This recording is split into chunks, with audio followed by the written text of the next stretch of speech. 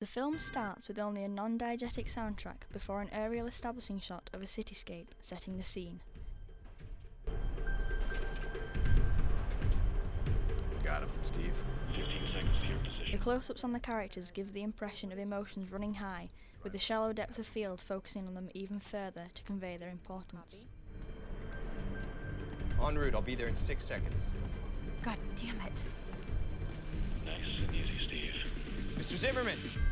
Triple shot espresso with a splash of non-fat. We need those choppers. I could give a shit if they use them to put out forest fires.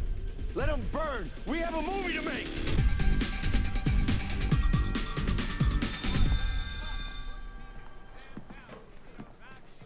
The mise-en-scène of the movie set establishes the setting quickly. There is a bell ringing and a man working on special effects. Looks real, right? Yeah, real enough. Hello, sir. Never seen money like this before. There is a close-up shot of the fake money made by the props maker, emphasising its significance. Made it myself. Fire that pervert. Oh, no, I can't fire anybody. Yeah, consider him gone. What? Is he serious? Sir, I just want to let you know your lunch is going to be here at 1:15, and I went ahead and stocked your fridge full of the goodies that you requested. There are lighting stands and cameras being used. Say something, you know, how much I appreciate working for you, and I promise I'm not going to let you down. And I was wondering maybe if you had a chance, you could give this a read. Thanks, Steve. Yeah. That's enough. What? You have a problem? You're a PA, a production assistant. You assist. You don't give feedback, you don't pitch ideas, and you don't try to pass off a script to an exec on a set visit. Look, I've been working on this for a year, okay? I thought if I had a chance to maybe... He's just here to make an appearance and make everybody in here question their job security. What he's not here to do is listen to the next big thing from a glorified intern. Oh, that reminds me. The payroll accountant is here distributing everybody's per diem in cash, and she needs somebody expendable to tell her who is who. And, well, when it comes to expendable, that's you. Copy that. Hey, PA, how about you grab us some coffees? Yeah, bitch.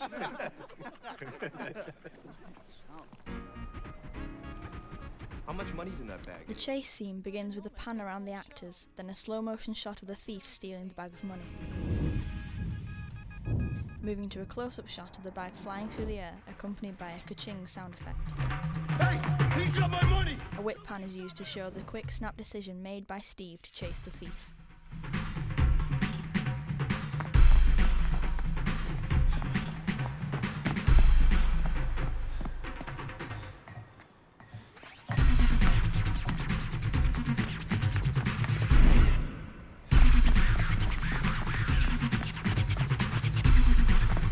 The fight scene is created by lots of quick cuts between angles and lots of close-ups to make the viewer feel really part of the action and to make it look realistic.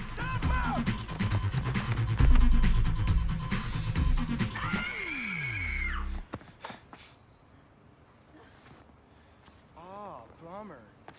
We weren't even rolling.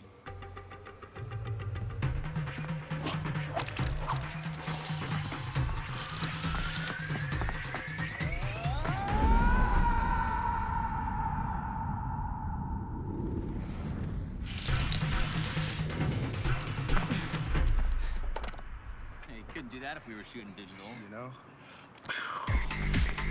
Dolly moves!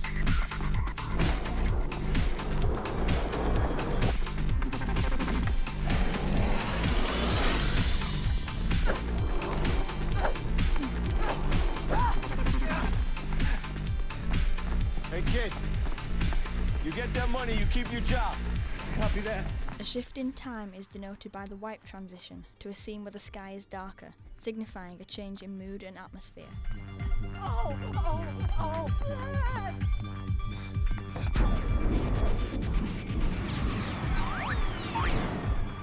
Yo, player, you in my shot! I can't work like this! Jimmy, wait! Why? You got something else you want to break? Besides my heart?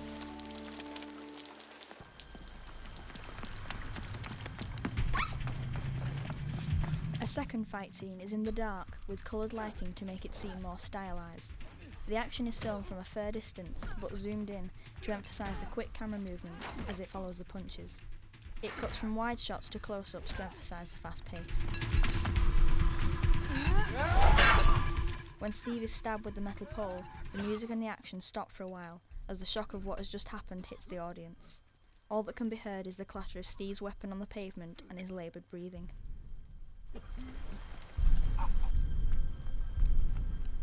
There is a surprise reveal as the thief turns out to be the woman from the film set earlier, and she is filmed from behind a set of bars, illustrating how Steve has her trapped, with no escape from the oncoming explosion.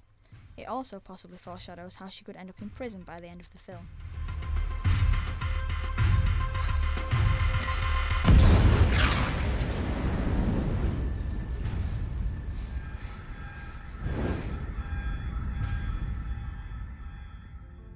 Whoa! Kid, you were great. I'm impressed. I'm sorry about the money. You know, if you don't make it, you've had a great run. And you can be proud of that. Can I ask you a favor?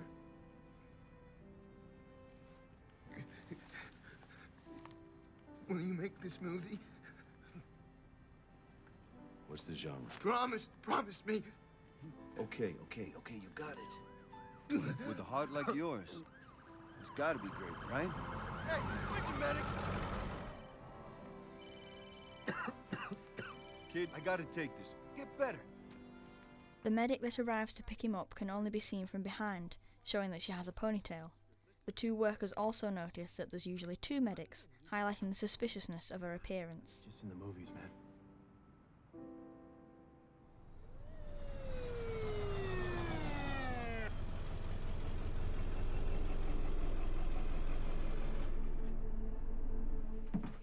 The next shot is the big reveal, showing that the two have been in on it all together, all along, that it was their plan to steal the money.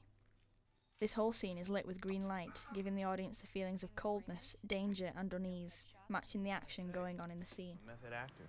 An explosion? Really? Improv. You nearly killed me.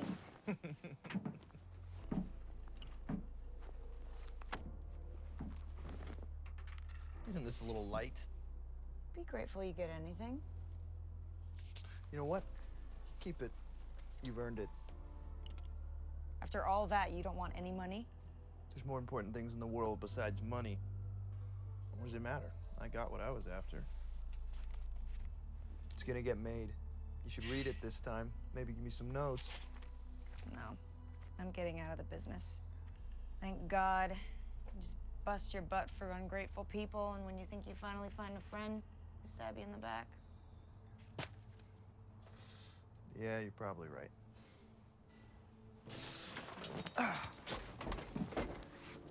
So what are you gonna do now? I'm gonna find a pool and a cocktail and have a really nice long vacation. Copy that.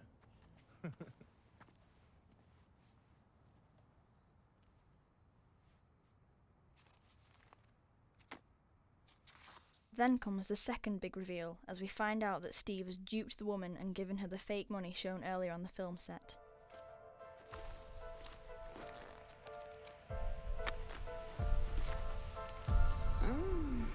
Then, low-key lighting is used to emphasise the shadiness of the scene going on, as the woman who was meant to be distributing the money from earlier, someone else who is in on it, passes the real bag of money to Steve.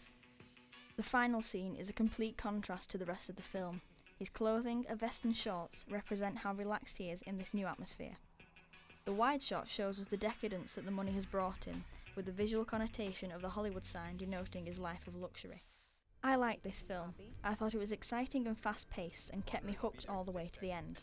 The characters intrigued me and created empathy between me and them. The amount of twists and turns kept me guessing, with the final revelations making me want to re-watch to spot earlier clues that I may have missed. I think we could take inspiration from various elements of this film, including the fight scenes and the ability to create believable, realistic characters. The big revelations towards the end of the film I think would be good to include and emulate, although it might become confusing to include more than one with our 5-minute time limit, as there wouldn't be enough time to explore the stories properly.